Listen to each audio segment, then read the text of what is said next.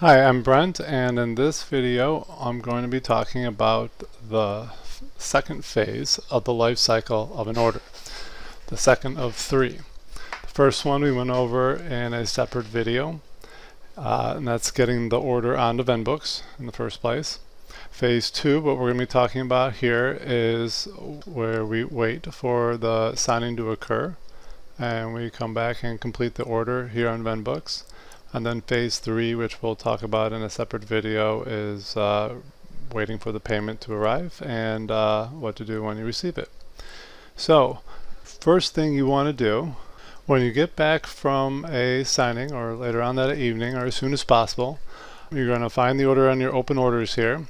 So let's click on this one, Goofy. So let's say that they added on an extra 20 bucks because the package was enormous. So this is something we'll do right here before completing the order. This is what we do when we're ready to complete it down here.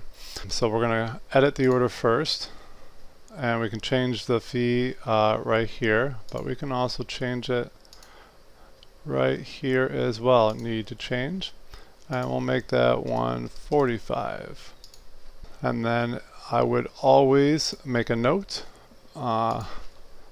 updated fee due to large package.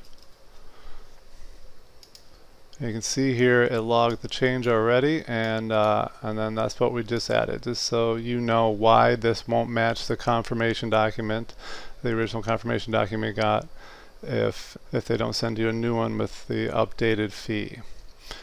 So back here to next steps. One thing to make note of is the auto invoicing. This is what's going to happen when you complete the order. This is why completing the order is also so important, because not only telling VenBooks the signing actually happened, it wasn't canceled or rescheduled or changed to a print fee.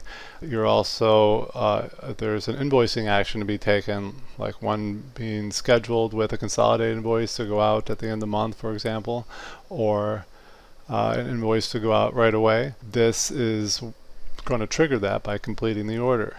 So you want to check up here and see what's going to happen if you're in an atypical situation, like you got the check in the mail and you forgot to enter the order. So you're entering the order retroactively. If there was an invoice going out, obviously you don't want to send that invoice out again. It's just going to confuse everybody. So in atypical situations, just be conscious of the auto invoicer, which you should always have on, and we get into that in the auto invoicing video. So assuming everything else is okay here, we're going to click on Submit Tracking and Complete Order. Alright, so here you're going to click UPS or FedEx, put the tracking number in.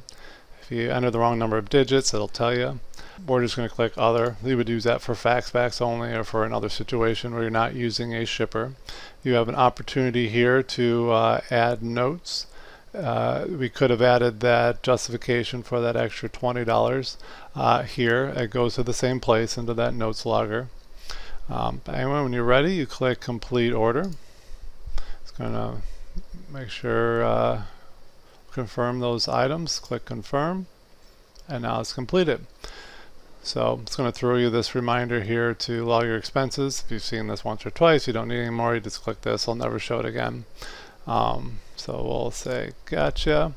So this is what they're talking about here, this expense section, and we get into these expenses in a separate video, but just for our case here, if you need to update your miles because you drove out of your way for a late FedEx box, or you took a very unusual route to get there that they didn't use there, then you can just add those miles on. Just update this. In this case it was 2 miles. You can make it 3.2 or whatever you feel you drove out of your way.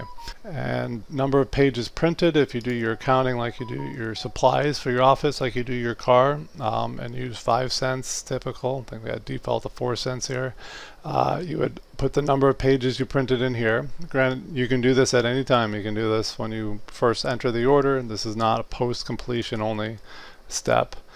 And number of notarizations, this is for tax purposes on your self-employment section of your federal taxes. You can avoid a lot of your Medicare and Social Security taxes on the portion of your income that was related to your notarial acts. We'll get into that in the expenses video as well, but you put the number of times you use your notary stamp here. And then when you're done, you're going to click this Update Save button, and it will update those expense items. You'll notice at this point we have more action buttons up here. There were just 3 before. You can still edit the order. You can send out an invoice. This is for special situations. Possibly you haven't been paid yet. It's been 6-8 weeks, whatever. So you're looking for your payment. You can use this button. It opens up an email editor. I don't have those uploaded yet. And comes to here. This is what it was just telling me I don't have uploaded, so we can't include those if you wanted to. And you can always remove the confirmation document. Probably don't want to remove the invoice. And you can type in whatever you want here. If I see a name in the email address like Jane, I'll highlight this and change it to Hi Jane. If you know HTML, want to get a little fancy, you can use the HTML editor here, but most of you probably don't have that experience. Let's go back to the order. Report a payment. You're not going to use this button very often for reporting a payment. We'll cover that in phase 3 of the life cycle of an order, but just so you know, that is an option available here. And then of course you can cancel the order at any time, which would be an unusual thing to do after you've completed it. But hey, maybe you entered the order twice and didn't realize it until you got the payment for it, and you want to cancel one of them. And then if you just need to grab a copy of the invoice or just view it in another tab, you can use that there. And down here you can always edit the tracking number if you fat fingered a number. I got it wrong. And you can reverse the completion report, straighten something out. Maybe you sent them an invoice, completed the order, an invoice went out, and you realize, crap, I forgot to add that $20 on for the large package. So you can remove the completion report, fix the order, and then complete it again, and that invoice will automatically go out again if the company requires invoicing. And that would be a reason for using this button here.